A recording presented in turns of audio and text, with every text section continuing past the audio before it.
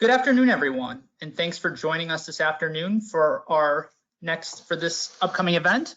I'm Sean Godar, Vice President of Strategy and Analytics at Employers Health and Co-Director of Right Direction. I will serve as the moderator of this event. We are really excited about our speakers today, but before we begin, a few housekeeping items. All attendees are currently in listen-only mode. Please send any questions you have using the question function in your control panel. We look forward to addressing your questions at the end of the presentation. If you ever have any difficulties hearing me, please raise your hand in the control panel and we will be in touch to assist. Upon exiting the webinar, you will receive a survey to provide feedback. We appreciate all attendee feedback in order to provide future valuable education opportunities for upcoming events. We will also send out a follow-up email tomorrow with a link to the recording of the event. Submit your questions anytime in the chat function, and we will answer those during the Q&A session at the end. Now, it's my pleasure to turn it over to my colleague, Darcy Grudaro, Director of the Center for Workplace Mental Health and Co-Director of Right Direction. Great, thank you so much, Sean, and welcome all. I'm really glad that you came today. This is going to be a really exciting meeting. We are extremely fortunate to have one of the nation's leading experts on the topic of loneliness and isolation and creativity and connection. So we also are very fortunate today to have three experts who are going to be our employer respondents. And so they're going to really share their thoughts on the presentation, which I think is a really excellent opportunity to hear directly from those who are working within their respective organizations. Right Direction is a partnership between the Center for Workplace Mental Health and Employers Health. The center advises and consults with employers of all sizes on how to effectively address mental health and well-being of employees and their families. And Employers Health is an employer coalition providing resources, tools, and expertise to help plan sponsors deliver access to high-quality health benefits at a sustainable cost. So we're really excited to work together on this. And if you go to the next slide, we'll talk a little bit about Right Direction. Right Direction is an initiative that our two organizations developed. It is a high-impact turnkey initiative to raise depression awareness, reduce stigma, and promote help-seeking behaviors. You can see our website there, rightdirectionforme.com. We have lots of resources for employers that you can customize and use within your organizations to address the importance of raising awareness around depression. Extremely important right now, given major concerns around growing rates of depression, but it's always been concerning because not enough people with depression are identified and getting the help that they need. So this initiative really helps within the workplace, both employers and employees. So if you go to the next slide, before we turn the presentation over to our keynote speaker, I did want to share some of the data that we know exists around the growing rates of anxiety and or depression symptoms that people are experiencing. The CDC has been collecting data on these issues. You can see the circled part of the diagram there showing the national estimate of people experiencing anxiety or depression symptoms at almost 40%, the latest data available through March 1st. And really the concerning issue is around the 18 to 29 age group, with people experiencing symptoms of anxiety or depression at more than 55%. So we know those numbers are growing. We know this is the pandemic's second wave, real concerns around growing rates of anxiety and depression.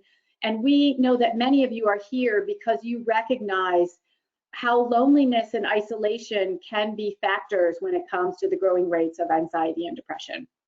So we're really excited to be presenting this information today. And if you go to the next slide, we are going to hear from Dr. Nobel.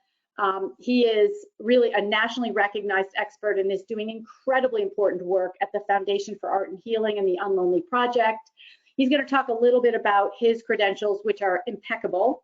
And then we will be hearing from Angela LeBlanc, who is the Global Employee Experience Manager with Liberty Mutual. Next, we'll hear from Laura DeClark, who's the mental health lead with the Expedia Group. And then finally, our third respondent will be Dr. Agarwal, who is the Director of Physician Wellbeing with Northwestern Hospital. He also sits on the Center's Advisory Council, so we have the opportunity to work directly with him, and he's a really impressive contributor to workplace mental health issues. So at this point, I'm going to turn it over to Dr. Nobel.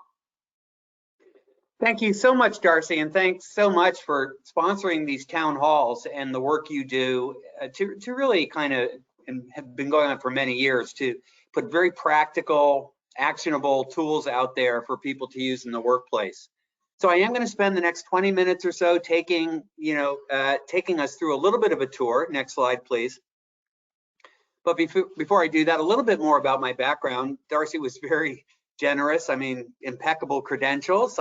I hope so. In addition to the academic base and the honor of serving as president for the Foundation for Art and Healing, I thought it'd be useful for this audience to know that I also had spent some time in the large employer health and well-being sector as medical director at Verizon, and then also as medical director at a large regional business coalition many of you may know. I hope maybe even some Northeast Business Group on Health members are with us this afternoon, and I love coffee. So something personal. Next slide, please. Here's where we're going to go today. So we're going to talk about loneliness in the workplace, that even before COVID was a major threat to health and well-being. And then we're going to talk about social connection, what it is in the workplace, why it's both an urgent but achievable goal. And then an idea, but as we'll see, not so new, it's been around a few thousand years, is that creative expression may be this kind of powerful force we can turn towards to foster connection, always important, but now more than ever perhaps, to improve health and well-being. So let's get started. Next slide, please. So some of you may have seen this cover story from Harvard Business Review, Harvard Business Magazine, I don't think about 4 years ago, way before the pandemic. Vivek Murthy, then the Surgeon General, or had just recently stepped down as Surgeon General, really calling national attention to the loneliness epidemic in work. And if you actually kind of think about it, you know, some traditional concerns in the workplace, stress, leading to burnout, leading to loneliness and isolation, kind of creates a bit of a perfect storm. And as we'll talk about in the pandemic, that storm has had accelerating winds. So let's talk about what's going on right now. Next slide, please. So the overarching and probably the most disconcerting condition and circumstance for the last 14 months has been uncertainty. For those of you who are on this webinar who have some sense of the biology of fight or flight, it's uncertainty that literally makes our brains go on overdrive. Because within uncertainty, next slide, is the ever-present sense of vulnerability, of threat. And it's a response to threat that our brains are always detecting and then mobilizing, you know, an array of physiologic responses, behavioral responses to navigate towards safety. And as a consequence of this continuous uncertainty, vulnerability, for many of us, in addition to the antiviral reasons for isolating, we tend to withdraw, leading, next slide please, to a kind of loneliness, a kind of detachment from the relationships with others that are so balancing, fancy word, homeostatic, as we try to make sense of the challenging circumstances we find ourselves in. And so loneliness, long a problem, has perhaps accelerated to a point where it is now the driver for some major concerns in workplace health and well-being. Next slide. So what are those concerns? So mental health seems to be the tip of the spear. It's what people think of when they think about loneliness. And yes, loneliness is probably the biggest preventable risk factor for a classic triad of mental illness issues: depression, addiction, suicidality. But I think it's less well known that loneliness as a brain state has significant increases in risk for long-term longevity. In fact, it reduces life expectancy by 30%. So that's on par with smoking. And that's not because of overdoses and suicide and cirrhosis. It's really because of cardiovascular illness, immunologic illness, metabolic illnesses like diabetes. So the soundbite going around is that being lonely is like smoking 15 cigarettes a day. And imagine how seriously we take smoking in workplace health and well-being, and yet until recently, loneliness wasn't even on the list. Last, and certainly not least, is the social dynamic of health. So health is more than the absence of illness. It's the full achievement of physical, mental, and social potential. And so if we are withdrawn, are we really having the engagements we need, the collaborations we need, and ultimately, because of the social dynamic that's wired in as a human imperative, the flourishing that we need? So that's why loneliness, I think, really compels our attention. But how bad is it really in the workplace? And for those of you who live in the quantitative world, can we actually keep score on the burden of loneliness? So let me introduce a small study that we were fortunate to be able to collaborate with a major Fortune 200 financial services company just before in the year before the pandemic started, so 2018, 2019. Here's what we did. This was an organization that had a long-standing commitment to annual health risk appraisal, data warehouses. We're able to calibrate and correlate that information with other claims and other medical resource utilization data, as well as productivity.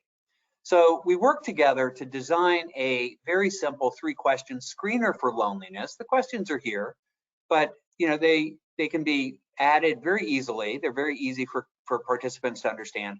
How often do you feel isolated from others in your life? How often do you feel that you lack companionship in your life? And how often do you feel left out in your life? And by answering hardly ever, some of the time, or often, you can see that we can score these questions and come up with a sum that then can be used to do, simple, lonely versus not lonely analyses of other interesting parameters in the data warehouse. So we started with healthcare costs because employers care about that. Next slide, please. Well, perhaps not a surprise, but certainly it was confirming. The lonely demographic actually had 22% more healthcare costs than those who are not lonely. And you can see on the slide that this is not just the medical expense, but also includes the prescription expense. So in aggregate, lonely people cost more money to insure. Well, why might that be true? We can, kind of think a little bit about it, but why don't we dig into the data a little bit more and reveal some of the provocative findings? Next slide. One of the most provocative findings was while the lonely and the non-lonely cohorts had roughly the same frequency of acute admissions per 1,000, the number of avoidable admissions and readmissions were twice as high in the lonely group.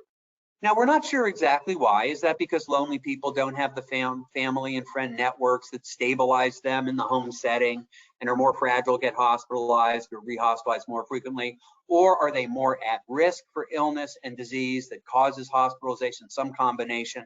We're not sure. Further research needed, but certainly provocative findings. But there were some other provocative findings. Next slide, please. So I mentioned that loneliness is one of the big preventable risk factors for addiction. Here's opioid use among the lonely population. Interestingly, lonely and not lonely patients had roughly the same amount of opioid prescriptions, but the lonely patients had 3 times the opioid use disorders, 3 times. Next slide. And no big surprise, productivity impact. So I won't go through this busy slide, but you'll see that there's a baseline of lost productivity everyone has, no matter how isolated, left out, or lack companionship they are. That's about 40 hours of lost productivity per employee per year. But if you look, even modestly lonely and isolated employees had twice that, and the ones who were significantly isolated had 3 times that. So I would argue, for quantitative reasons alone, in terms of impacts on cost and productivity, we really need to be doubling down on understanding what's going on with loneliness in the workplace. So just a reminder, this was all before COVID-19. What's going on now? Next slide. So it's likely worse now. So after a year of COVID-19, especially in vulnerable populations, and Darcy began our talk by sharing the CDC Pulse Survey, 55% of 18 to 28-year-olds are experiencing either depressive or anxiety symptoms, 55%. The usual baseline is in the 15 to 18% range, so 4 to 5 times as many. So this continued uncertainty that at work and at home will increase stress, burnout, and loneliness, even with the kind of tipping point I think we'll be facing of moving more towards hybrid work and so on, because there's still a significant amount of uncertainty about what that work situation is going to be like, as well as what's going on in society in general. So we're not out of the woods yet.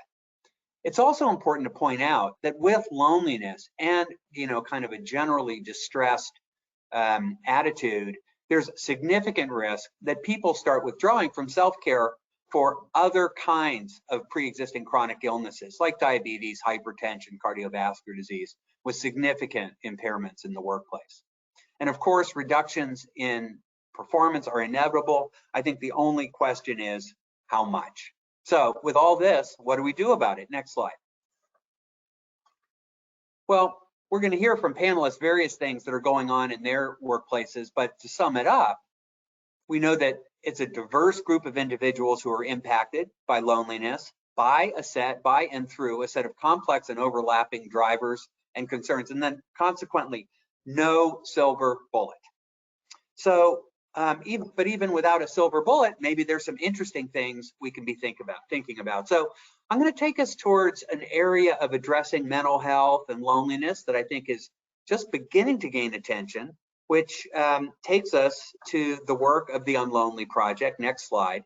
And this very intriguing possibility that maybe the arts can connect us. And I'll introduce the idea with this quote by Tony Kushner, a well-known playwright whose play Angels in America really was a wonderful expression of the need to connect during the AIDS epidemic. And after, it came back to Broadway a few years ago, sell out crowds again. People recognize the need to connect. Here's the quote. I think that people do go to art in general as a way of addressing very deep, very intimate, very mercurial and elusive, ineffable things in a communal setting. It ends a certain kind of inner loneliness. Here's the part I like. Or it joins one's own inner loneliness with the inner loneliness of many other people, and I think that can be healing. So that's the premise. There's something about creative expression that can connect us. Next slide. So maybe we shouldn't be so surprised about that. Many of us on this call enjoy the arts. There are probably art makers on this call. We know that the arts, creative arts, music, language arts, movement, visual arts, change our thoughts, moods, feelings, and our brains, and our bodies, and our behaviors, and impact our health. Next slide. So I'm not going to go all the way through the hierarchy of fight or flight and neurophysiologic categories, except to just remind all of us, this is kind of back from high school biology, is that we have regulatory mechanisms in our brain that change how we behave. Fight or flight, those are behaviors. And whether we fight or flee actually changes our brain. So they're feedback loops. So I list some of the big ones, the neuroendocrine outflow. This is cortisol predominantly, but other hormones, signaling molecules that change how our bodies function, but also the autonomic nervous system that controls heart rate, respiration, blood pressure, and then very importantly, the neuropeptide system. So this is serotonin, dopamine, reward signaling, neuropeptides, activation peptides, and then very importantly, endorphin and oxytocin that regulate mood and to a certain extent, motivation. So that's what's going on in our brains, whether we like it or not, day in, day out. Next slide. And just to emphasize this relationship, so how we behave changes, in this case, oxytocin, right? The feel-good hormone generates a sense of empathy, compassion, and connection with others. And that connection with others then stimulates oxytocin. So think about feed-forward cycles. Great, wonderful high school biology recap, Dr. Nobel. What does that mean to what we can do in the workplace? Let's take a look. Next slide.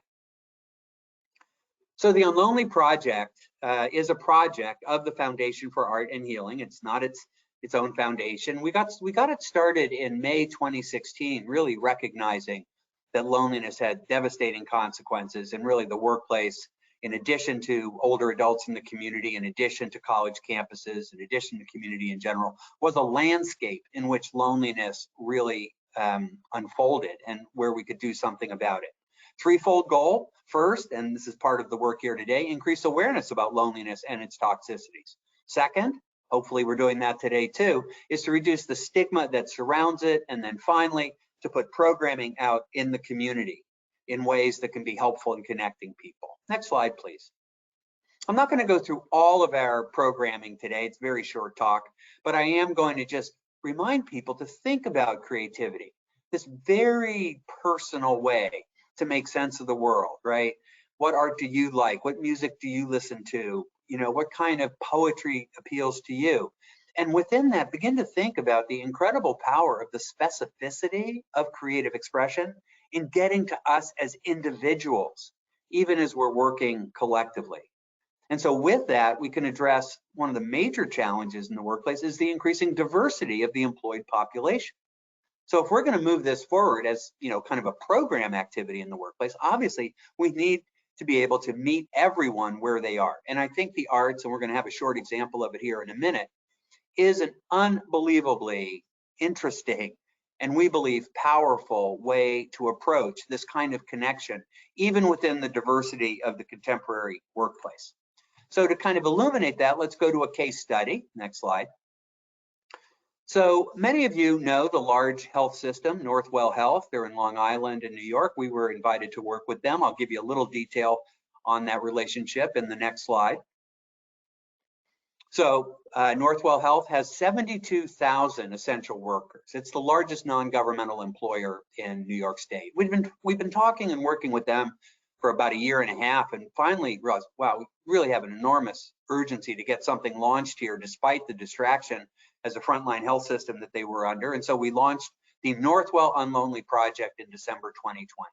And it's a portfolio of activities, all directed towards using this incredible power of the arts to capture our attention, inspire us, empower us, and connect us to address these support needs and the emotional well-being needs of Northwell employees.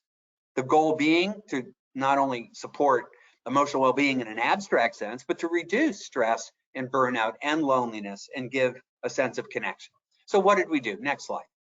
Well, as I said, we're not going to talk about all of our activities, but one of the ones that really was most attractive is drawing on one of our assets at the UnLonely Film Fest, at the Foundation for Art and Healing, is the UnLonely Film Festival. It's a little diagram of it here. So we've been doing this for 4 or 5 years. It's a library of short, powerful films all around the theme of loneliness that, when seen, use the power, the artistic power and creative power of film. And again, you're going to get an example because we're going to screen a film in a minute, to actually give all of us a way to make sense, not just of loneliness, but how it makes us feel in ways that reading a monograph of it or a pamphlet on it just isn't going to come close to.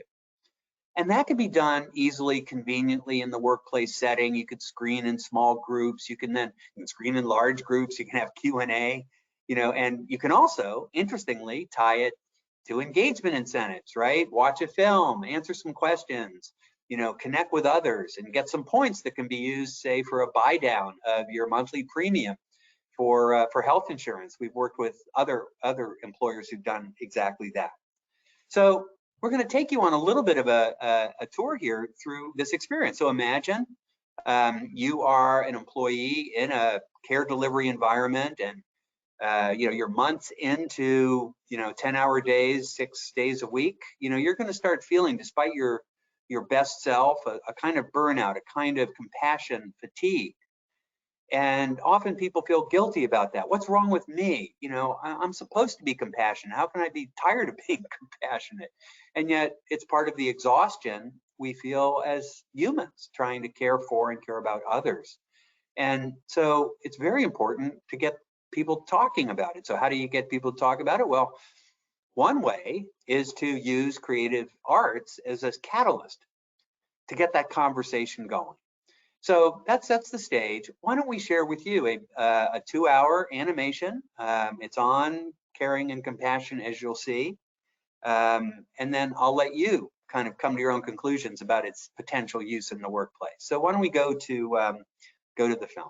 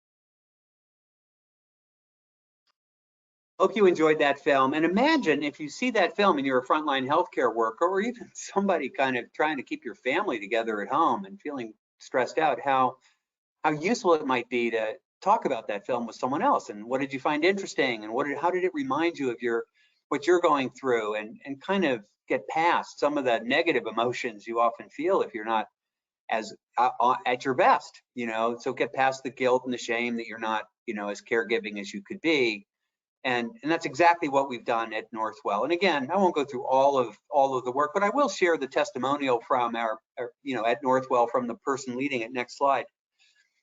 Really, so Pat Flynn, longtime, senior executive in health and wellness and EAP at Northwell, and then before that at J&J. Our teams have faced enormous challenges over the past year. It was wonderful to pause, just to stand still, to pause, to participate in the Northwell UnLonely Project events featuring short films. There was genuine excitement about connecting and sharing with fellow team members. And so this is what we're trying to do. And these tools are useful and deployable everywhere, as you can see. So, so that's what we've been up to. Can talk more during the conversation if people are interested, but let's move to where we are right now and I'll wrap up. Next slide. I think we're in the workplace right now, we're in a recalibration period.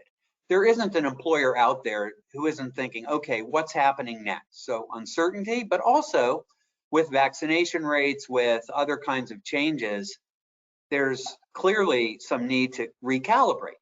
And what are we going to recalibrate to? It's very unlikely we're going to move back to business as usual in the workplace. For the vast majority of workforces, I think there will be a hybrid work experience for possibly years to come. And so how do we make sense of that shift? And particularly as the uncertainty continues to make our brains a little bit crazy. So I think we'll be attentive to that, after this talk, which, as I said, just wrapping up here, we'll be hearing from other reactants respondents on the front line. We'll be hearing from each of you through some Q&A in the chat, if you're up for it. So we're moving from recalibration, next slide, with great good fortune towards recovery. And I think the basic model is fairly simple. Next slide. Which is really to look at a portfolio of activities. So ramp up education and awareness around loneliness, promote engagement and connection, make it easy to get assistance for people who are frazzled, fragile, and on the edge, and embrace monitoring and measurement at every stage in the way. Next slide. And I think as we face this challenge together, there is this opportunity, in addition to all the more traditional stress management, burnout management, health and wellness, let's think about the power of creative arts to connect us. So I think that's it. So thank you all. Last slide. And that's my email address. If you would like to have the slides, or if you'd like to have a link, the email to send a note to is actually professional network@artandhealing.org.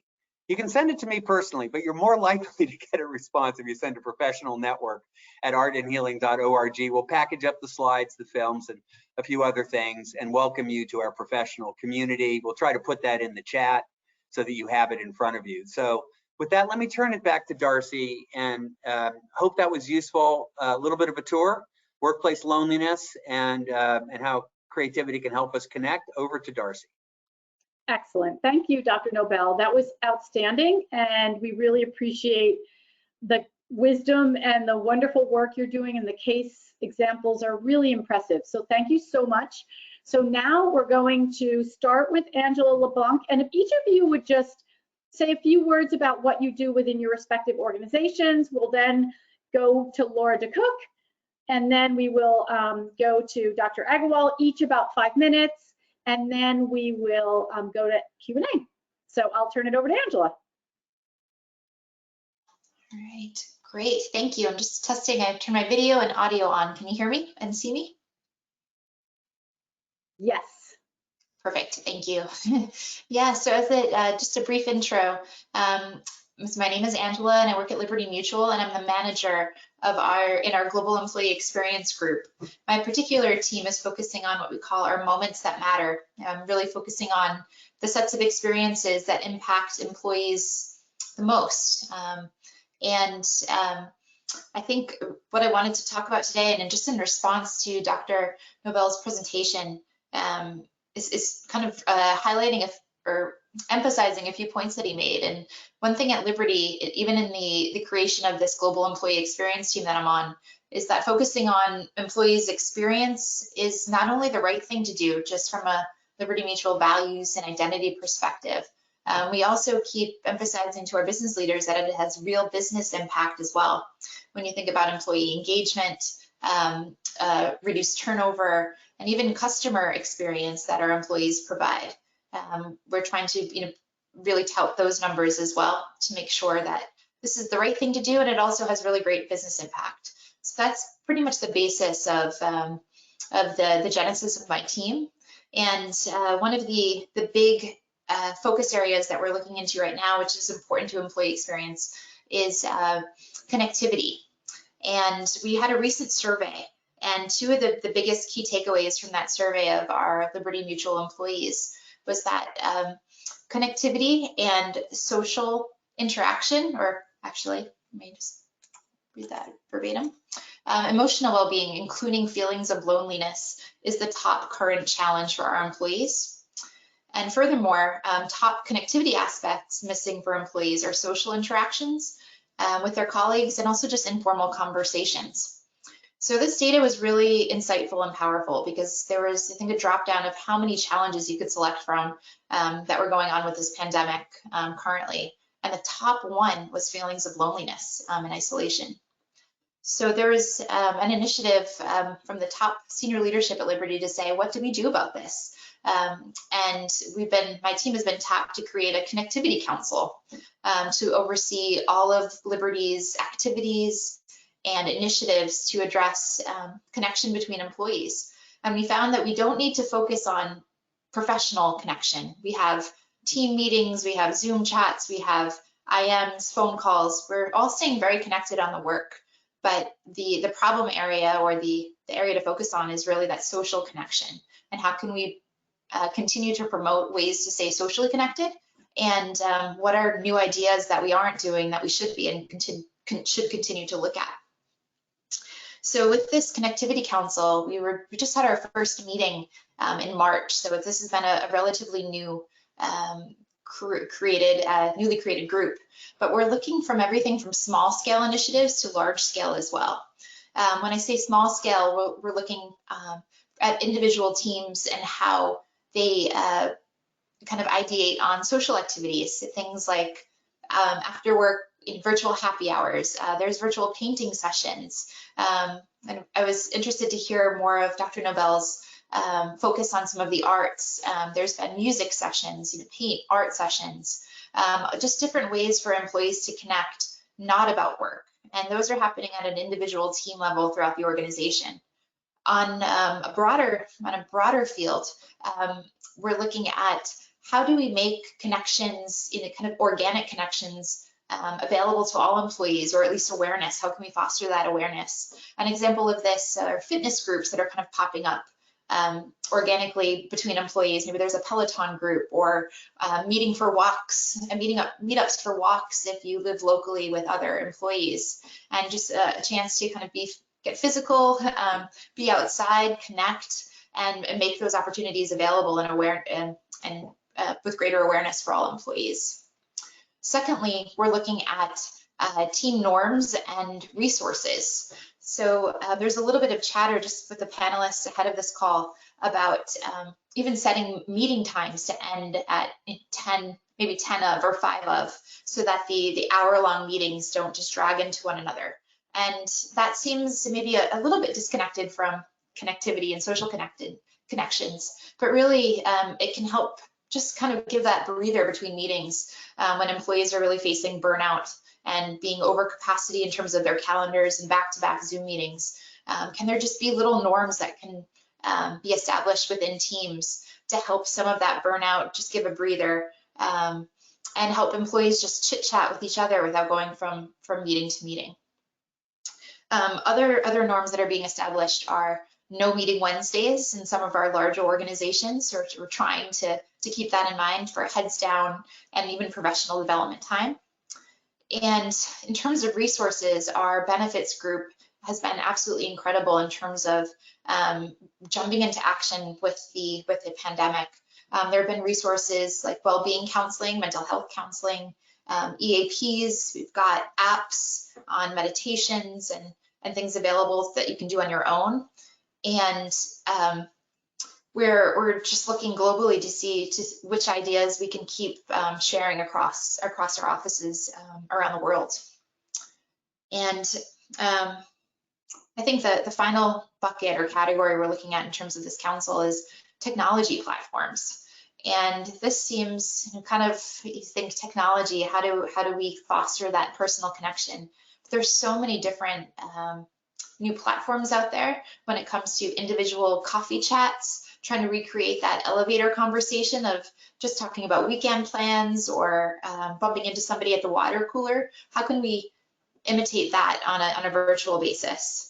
And even on a larger scale, we've been finding that our social platform at Liberty, where we can just share updates, communicate out from senior leadership, post opportunities, whether social or professional, is a bit lacking. And we've got pockets or regional platforms around the world, but can we make this truly global so that we can connect and chat with each other in an easier way? So we're really looking at some of those aspects. I think we've we made great progress with a lot of those categories, but we want to do more. And especially as we look at what Dr. Nobel was saying about recalibration, as we re-enter the office, some of our offices around the world are back, but our US offices are yet to return. We know that we're anticipating that hybrid work arrangement where some employees will continue to work from home. Maybe they won't come into the office as frequently. We'll have teams that are separated. Some may be in the office, some may choose to stay home. And we're starting to look at how do we prep and prepare for that balance between meeting extroverts' needs and introverts' needs when certain people may be face-to-face and some may still be remote. How do we look at our real estate, our technology, and even our team setup, our team meeting setup, to make sure that we're being inclusive and giving people those outlets to connect with each other without being too intrusive. So I know I could probably speak for hours on this, but I'm just keeping an eye on the clock and wanted to say thanks for the opportunity to at least just share a little bit about what we're doing at Liberty Mutual. Fantastic. Thank you so much. Wow, that was really a rich array of information. So now I'm going to turn it over to Laura. Great. Thank you so much. That was so interesting, Angela. Thank you for sharing. So my name is Laura DeCook, and I'm joining you all from Petaluma, California, which is about 30 minutes north of San Francisco. And first, I'm going to tell you a little bit about me, and then I'm going to tell you a little bit about what we're doing at Expedia Group to address mental health and loneliness. So a little bit about me. I started my career in the film business. I worked in film for a long time. I went to film school, so it was a pretty stressful industry to start in as a young 21-year-old, but I quickly moved over to the tech industry, and I think the first couple of years were fine. I was, getting, moving up the corporate ladder. I would say probably about my 5th year in, I was at the company for 10 years. I started dealing with issues of anxiety, burnout, depression, and even substance abuse in my immediate family. So I tried speaking to my manager about some of the problems that I was having, and he really didn't know how to help me. He sent me to my human resource department. They didn't really know how to help me. I ended up going on a mental health leave, trying to come back, really did not feel the support, and ended up leaving the company. So when I started at Expedia Group, my first thing that I did was I wanted to see what type of support they offered to employees who were dealing with mental health challenges. And I saw that we had an employee assistance program, and I clicked on the link for the employee assistance program, and it was broken. So that just kind of lit the fire in me. And I said, I really don't want anyone to have to go through what I did at my previous company. And I want this new company to be a place where I stay long term. I love the travel industry. I love to travel. I travel all over the world. And I just knew that I wanted to help other employees at my new company so they wouldn't have to deal with issues like I did. So I basically started Expedia Group's mental health program at a grassroots level. There was the EAP, but there wasn't much else. So I decided that I would ease the company into speaking about mental health by booking a wellness month. First, I booked it for my San Francisco office, but then others around the globe. We have 55 offices. People started finding out about it, so I made them all video sessions. And I thought I would ease people into talking about mental health by the first week booking a nutritionist, the second week booking a meditation workshop, which was very difficult to do via video conference, but we had that. And then we had a mindful parenting workshop. And lastly, I did a session with a mental health expert called Let's Talk About Mental Wealth. The company that I work with, a partner with in the UK, calls it Mental Wealth. And the second session was called No Panic, Dealing with Anxiety, where the speaker spoke openly about her own lived experience with anxiety and burnout. And people, were sending comments to me after saying, please, can we have more sessions about mental health? It's just so nice to hear people openly speaking about mental health. So that just lit another fire in me. And I said, come on, what can we do here? So I looked into the mental health first aid program and loved it and decided to run a pilot program at the company. The inclusion and diversity team was so kind to me and sponsored all of these pilot programs in mental health first aid, and our headquarters in Seattle, London, Gurgaon, India, Brisbane, Australia, and Sydney, Australia. People ended up finding out about that, and they said, come on, let's start training more people. So I currently program manage mental health first aid ambassadors, we call them. We have 150 trained people now around the globe. I'm training I became an instructor, so I'm training my first person in the Caribbean this weekend or this week. And we just have people all over the world speaking all different languages. So we have that program that's available to employees if they need some help and just want to talk something out with someone who's been trained in mental health first aid. We also, when the pandemic hit, we decided right away, it was really neat because we had this proactive approach to speaking about mental health. So I'd already had this partnership with this mental health company, and they released a training called Managing Your Mental Wealth During Challenging Times. And it came with an accompanying e-booklet that families could do together. You stop, you pause, you fill out your feelings. People loved that. So they kept saying, this is great. We really like, what you're doing, please, we need some more things. So I ended up partnering with got into a big partnership with Talkspace. And if you haven't heard about Talkspace, they're an online therapy company that people can talk to their therapist via text. You can do video chats, audio recording. So we have, we have 1,000 signups. We launched January 1st globally, and we now have 1,000 people using the Talkspace app. We're offering 6 months of free service, so that's been great. And we also lastly launched a well-being site. So this well-being site I partner with the global benefits team on. We have sections on employee well-being, emotional well-being, physical well-being, social, financial well-being, and even a section for people leader resources. So we're really tying in well-being and performance at the company. So we're saying in order to perform well, you need to be feeling well. So there's a real, huge push for well-being to continue, from here on out with, just seeing that tie and seeing how happy people will stay at your company, and happy people are going to take less time off. And we're really seeing such, great results from these launches. And one really exciting thing is, so I wanted to continue to upscale my mental health first aiders. So we have a session on leadership, empathy, and self-care that's coming up in a couple of weeks. And this is, just to teach the people who are, even families. I've invited, some of our parent networks to learn how to deal with compassion fatigue. So, that's such a problem I think that so many of us, caretakers are dealing with right now. So, learning how to self-care and also learning how to, deal with, issues of complete compassion burnout. So, there's so many things we're still exploring, so many different avenues and opportunities. And I'm starting a new role actually on Thursday as the well-being specialist at the company. So excited to just see, what's to come. And yeah, so that's a little bit about what's happening at Expedia Group, and feel free to ask any questions in the chat. And I'm going to pass it over to Dr. Agarwal now. Thank you, Laura. I appreciate that.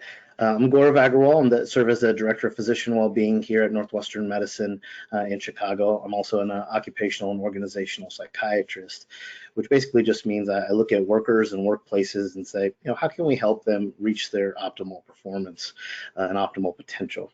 And as Dr. Nobel mentioned, burnout, well-being, certainly isolation, lack of connection are really threats to us being able to achieve our potential, both as a workplace and certainly as individual workers.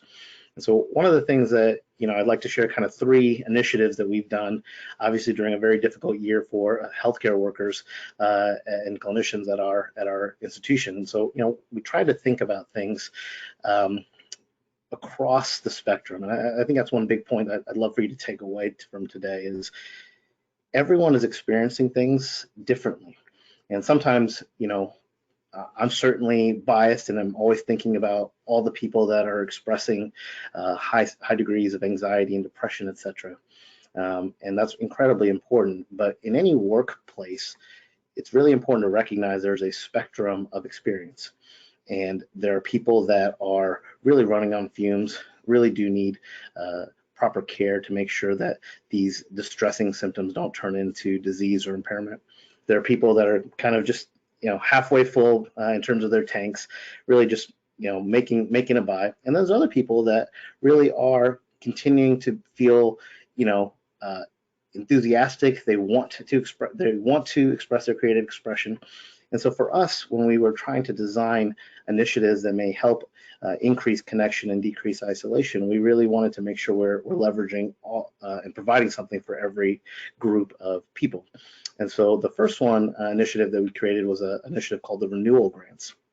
And this was really designed around providing some seed money to physicians who have a passion project that they feel would be useful to them and their colleagues in their departments to help reconnect, to help obviously deal with the grief and loss of the last year, and to potentially even celebrate the incredibly hard work and sacrifices that them and their colleagues have made.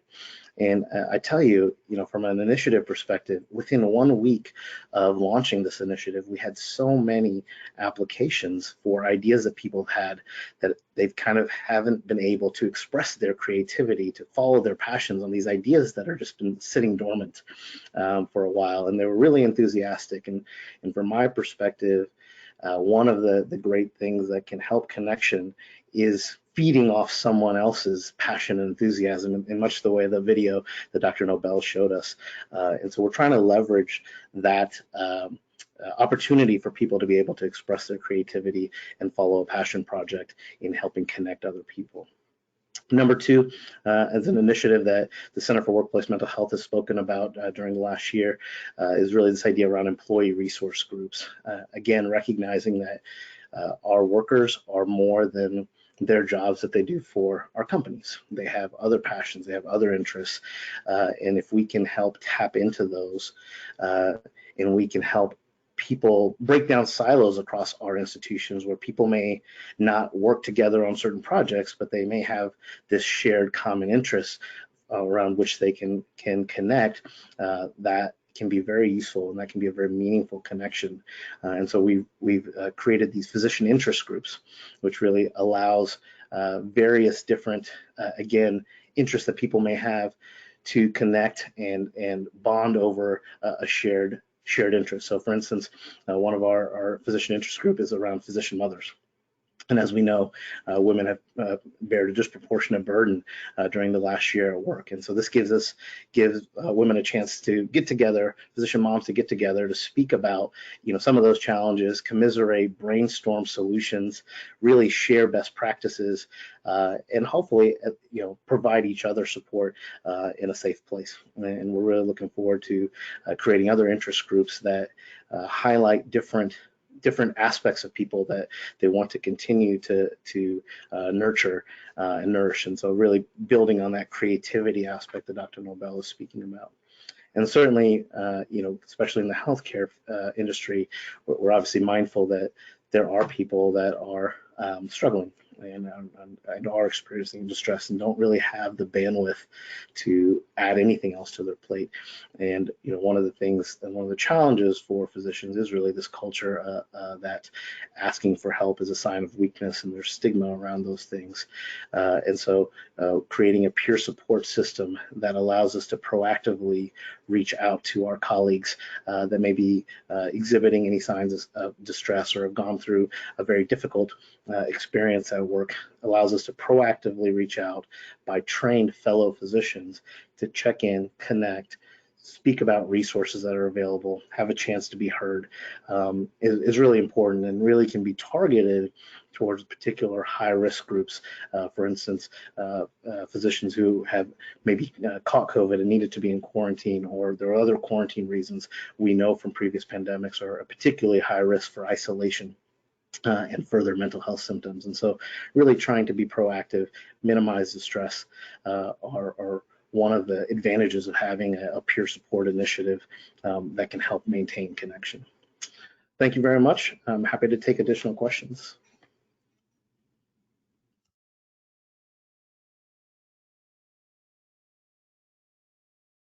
Hi, everyone. Emma, if you can go to the next slide. Before we get to questions, I would just like to first thank our generous support from Lundbeck and Takeda, who have enabled us to make Right Direction completely free and available to anybody who'd like to use it.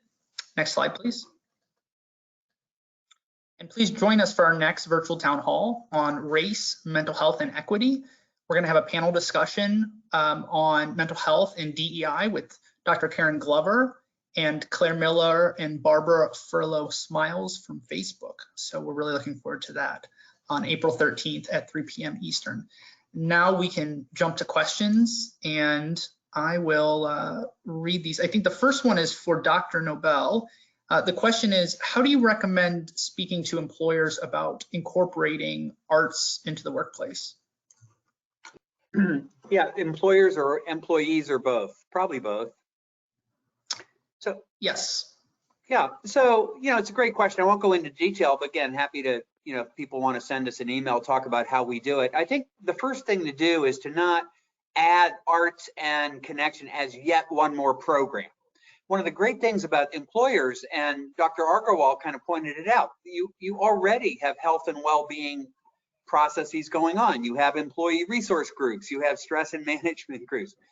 Think about adding creative arts as an empowering module to some of those.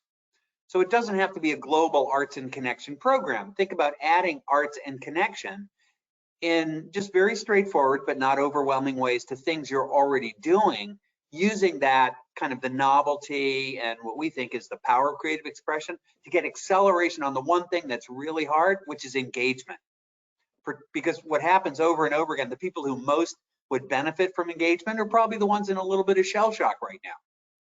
So showing a short film or, kind of some kind of way of breaking through actually promotes the engagement, and then many of your more traditional support programs have a better shot. Great, thank you. I think we have time for maybe 2 more questions. The first question is open to the panel. What are some good impact outcome measures to track overtime to measure loneliness or the impact of programming on outcomes? Anything that's specific to the workplace or HR programming if possible.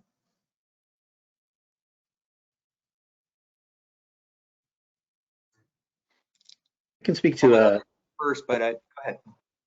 I can speak to a small study the way Dr. Nobel had done as well. We did a local study similar to that in one of our departments. And it was interesting, this concept of loneliness and isolation. Sometimes we can think about, it needing to be very social. But our data showed, and so we studied, how many people do you feel like you could turn to if you had some issue at work? How many people could you reach out to? And the number where there was a bifurcation in terms of outcomes like burnout, wellness, intent to leave the organization was 2. 2 people is what we need to feel, that I'm connected to this workplace, that I have people that I can turn to in my time of need. And so it's just something that was really eye-opening for us, is that, you don't have to become a social butterfly, but the quality of connection is super important. And knowing that you have 2 people you can turn to was very protective. Okay, Dr. Nobel, did you want to add anything to that? Just a quick build on that, because one of the things that's classically a problem in measuring a stigmatized construct like loneliness or depression is people don't want to self-identify.